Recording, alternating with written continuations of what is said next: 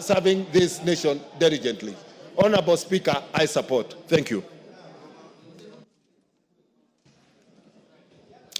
I thank you, Honorable Speaker. Honorable Speaker, I join my colleagues, members of Parliament, in supporting the motion and therefore signifying my approval for the appointment upon Parliament deciding of these commissioners.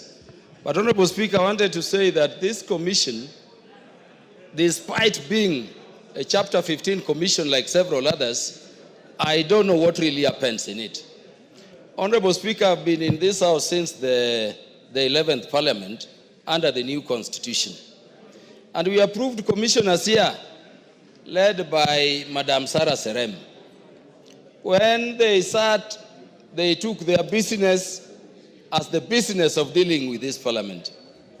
After that, Honorable Speaker, we again approved the second SRC Commission under this Constitution.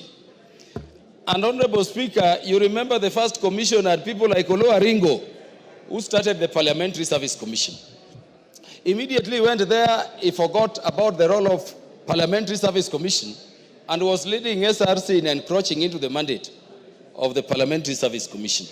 Honorable Speaker, the last commission, this one which is going out, which has just gone out, Dalmas Otieno Anyango, and Honorable Mbui and others will confirm to you how eloquent Dalmas used to be seated from where my brother is seated there, about the place of Parliament, how remuneration should be organized.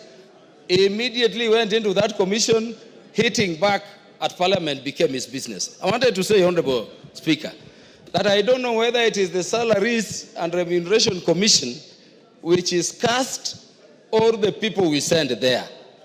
I wanted to pray, Honorable Speaker, that now that we are sending a new team, may they be alive to the fact that as Parliament, we've done everything to enable them discharge their mandate.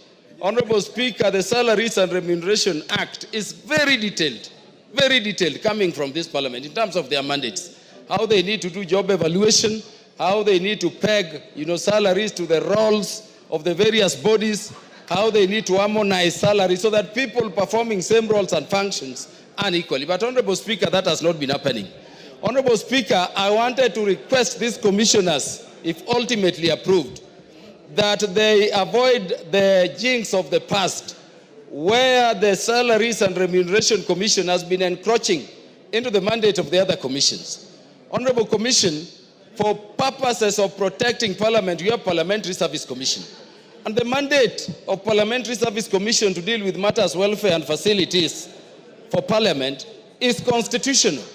You still get the Salaries and Remuneration Commission issuing gazette notices prescribing, Honorable Speaker, even the amount of tea. If you remember the gazette notice for the 12th Parliament, even the number of cups of tea members of Parliament should be taking in a committee, not knowing some of us don't even take the number of cups of tea. Issues of per diem, issues of allowances. And so you have such issues going to court. And when they go to court, the monies we budget for operations and maintenance of the Salaries and Remuneration Commission is now being used in wars over remuneration between government agencies. I wanted to request the Commission that incident has also affected the judiciary. And I don't know why Salaries and Remuneration Commission would not respect the jurisdictional territory of equal coordinate commissions like JSC. JSC is also dealing with matters facility, matters welfare. But you get Salaries and Remuneration Commission telling judges who want to sit together and conference, most of those judges who sit in a bench, that this is the amount of money you are going to spend. You cannot have per diem if you go conferencing, and that is delaying bench determination. The determination of those cases in which more than one judge have to sit somewhere, together and deal with them. You need a judge. You have a judge from Malindi, a judge from Busia. They are convening in Nairobi. A judge cannot travel because Salaries and Remuneration Commission, not knowing how the judiciary operates, is encroaching the mandate of JSC.